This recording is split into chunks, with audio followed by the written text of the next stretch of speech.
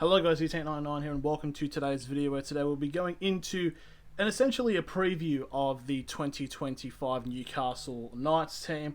We're going to be looking at their gains and losses. We're also going to be talking about Adam O'Brien as a coach and finally going into how I think they will go this season. So without further ado, let's get started.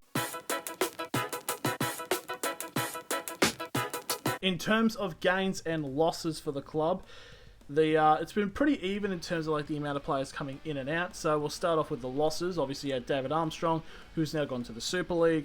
Jed Cartwright, who has also joined with the Super League. Miles Martin has gone to the Canberra Raiders. Fletcher Myers has gone to South Sydney. And I think the two big ones in terms of the mainstays of the first grade side, Daniel Saifidi has gone to the Dolphins, and Anaru Tawala has gone to the Bulldogs. Yeah, I think interesting is going to be how Daniel Saifidi and Anaru Tawala are going to be missed in the team because, yeah, Tawala, obviously absolute stalwart. Daniel Saifidi, I mean, pretty prevalent in the forward pack with him and Jacob. It'll be interesting to see how they both go in the new systems. I mean, the Bulldogs seemingly at this point in time seem to be in the up.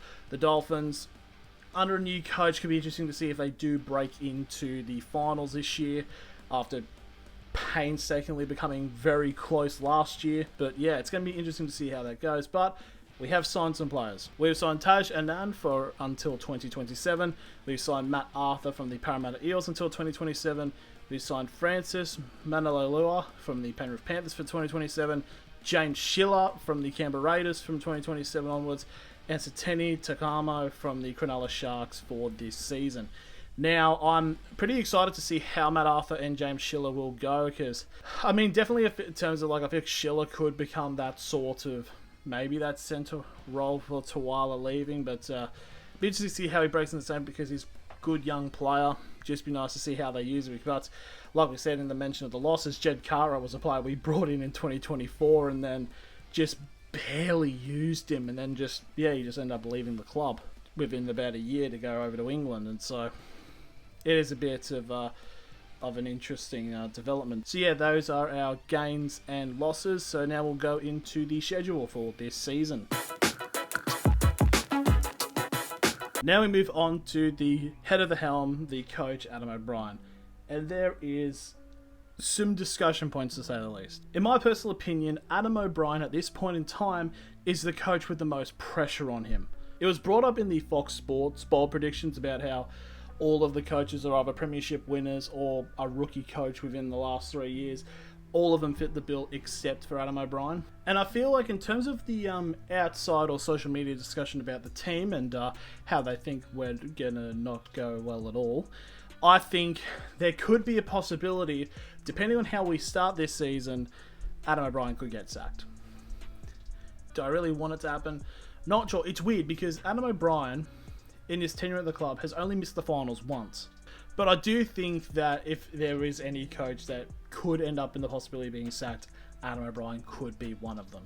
So now we go into the final part of the video where we discuss how I think we'll go. Now we're going to go into the final part of the video where I discuss how I think the Knights will go.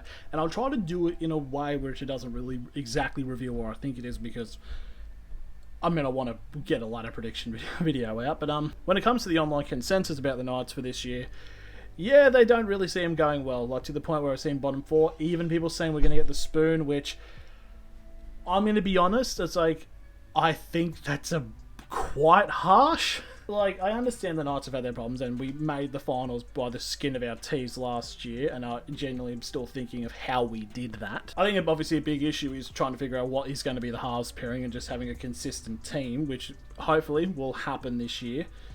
But currently, as I see the team as we are, I do find it hard to believe for us to make the finals. Now, you can call this year, like, I don't know, maybe like a rebuild or something, I don't know. But then again, we've been rebuilding for like a considerable amount of time and kind of somehow straight got involved into a premiership window and we came 5th back in 2023. But I think the big issue in terms of the future is as well, Leo Thompson's leaving at the end of the year to go to the Bulldogs for 2026, and the players that are off contract this year scare the piss out of me. These are some of the players that actually go off contract. Jaden Brayley, Matt Croker, Adam Elliott, Jackson Hastings, Jack Hetherington, Brodie Jones, Kai Pearce-Paul, Will Price, Sebastian Sewer, among a few other players. That's a lot of first grade experience for the team. And we're in a bit of a crunch because we've also gotten rid of Leo Thompson and Daniel Saifidi, so we need to start re-signing players.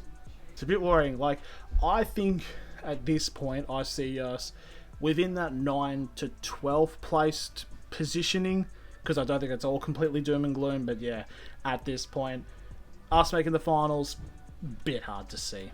So anyways, that is the end of this Knights preview. How do you guys think the Knights will go this year? Let me know in the comments below. Thank you all very much for watching, and I'll see you all later.